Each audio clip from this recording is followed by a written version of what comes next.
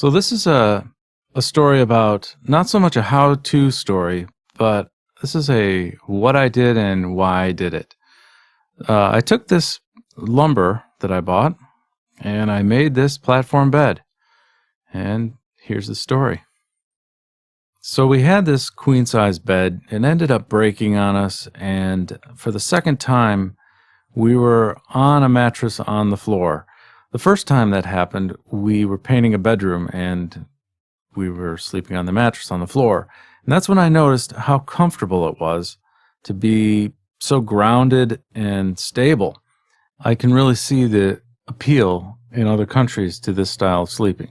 So my wife has a Fitbit that tracks her steps during the day, but it also tracks her quality of sleep at night, which we found out. And you can see in this chart 20 times woken up daily average for March of 2016 versus the very next month, April 2016, 10.7 times woken up daily. So was it the new king size bed? Was it the Italian sheets? No, it was none of that. It was just moving our old mattress, our old sheets to the floor. So this was the goal, to create a bed that was as stable as a mattress on the floor, but yet could be easily taken apart and transported up a difficult staircase and reassembled.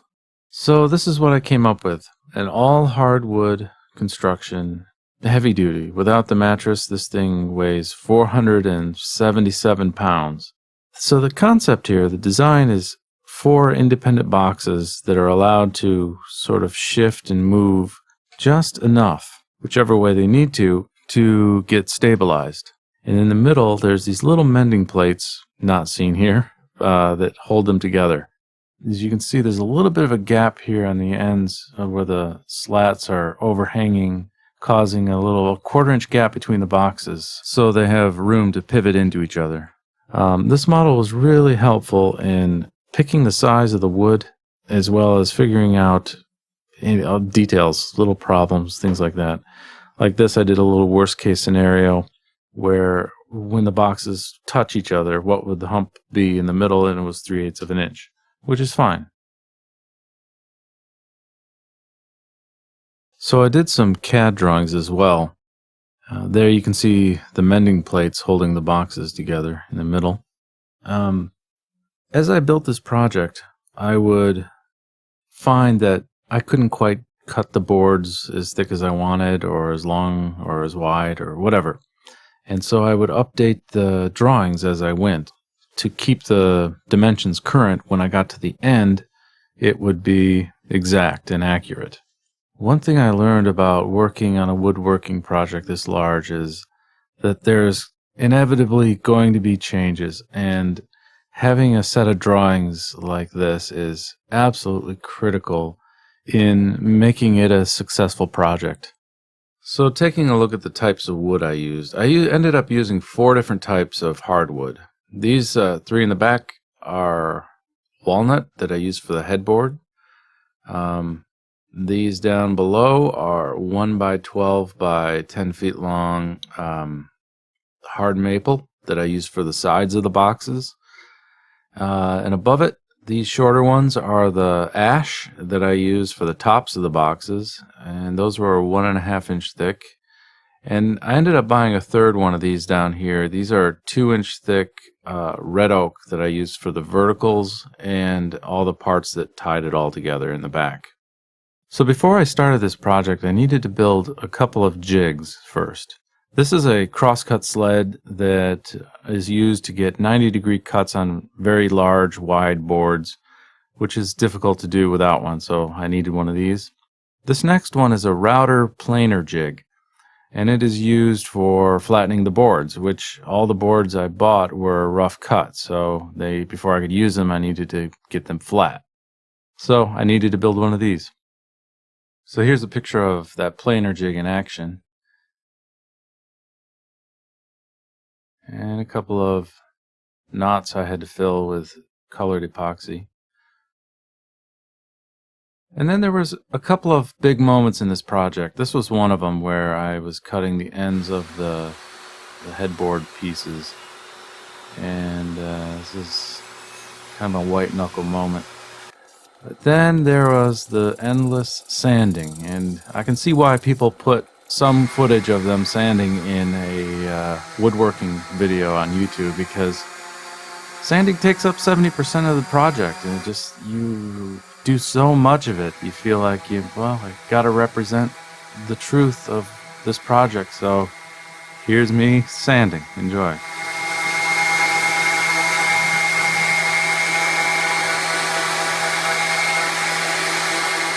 This isn't sanding, it's ruminating. Next time I will get headphones. And now for the tricky bit. Here I was trying out a little bit of a plaid design. It didn't really work out, so no, just kidding.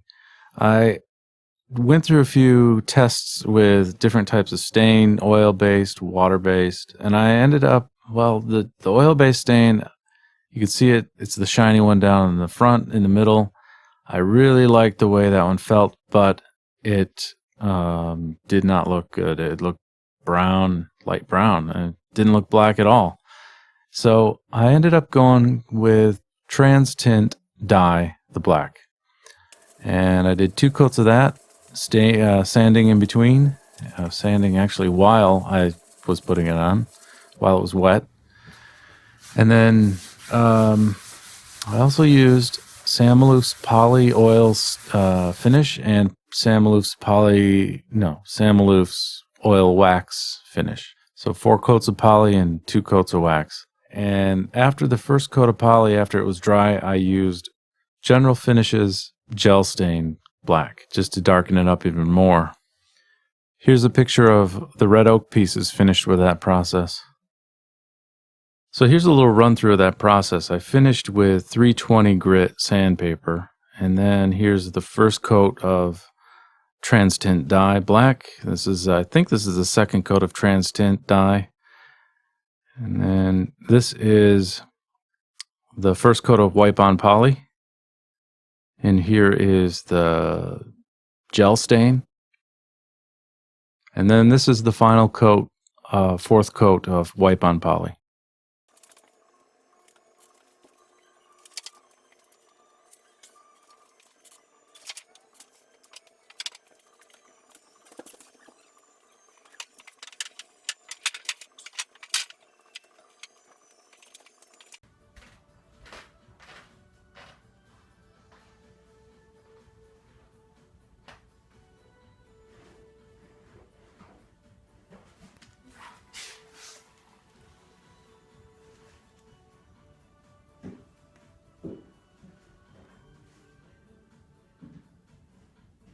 I didn't use any glue in the headboard. All the pieces were pre-finished. I just used screws and bolts to hold everything together, which also allows for takedown. I can take the legs off if I need to.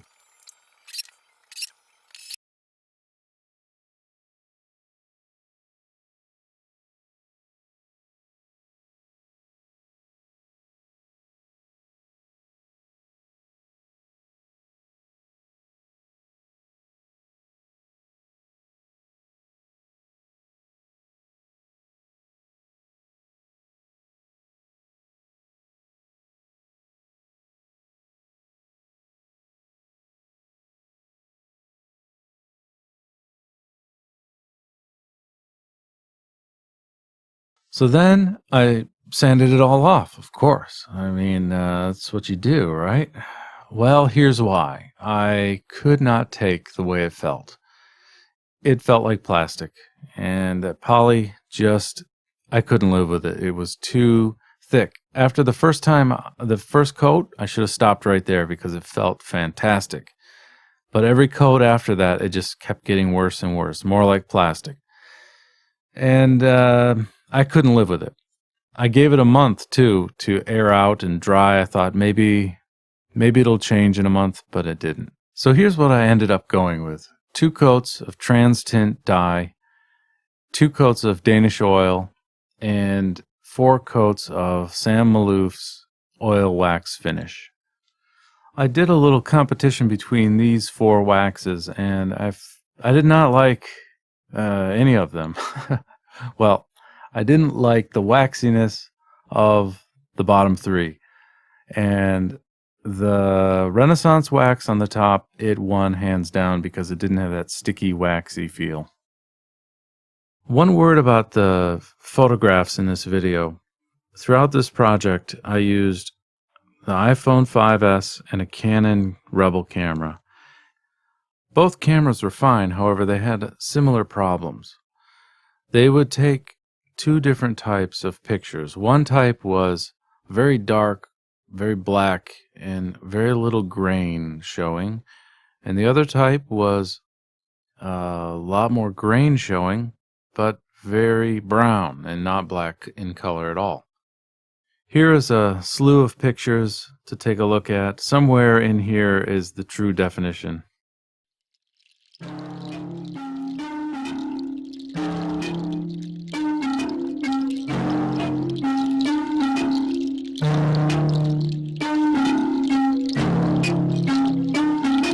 So this is pretty much a run through of building one of the boxes.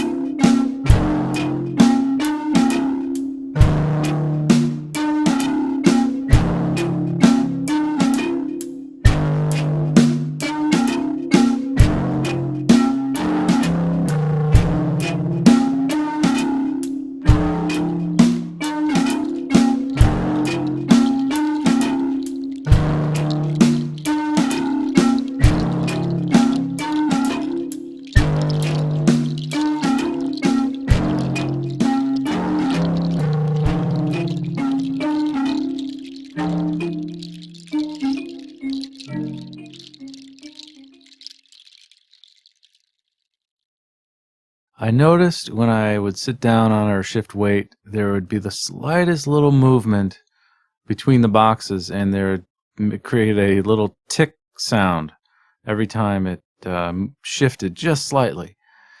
And so I put a little strips of denim right in there in between each box. So that didn't get rid of every noise completely, but it quieted it down quite a bit. So, did I accomplish my goal? Well, the good news is my bed isn't worse than the floor.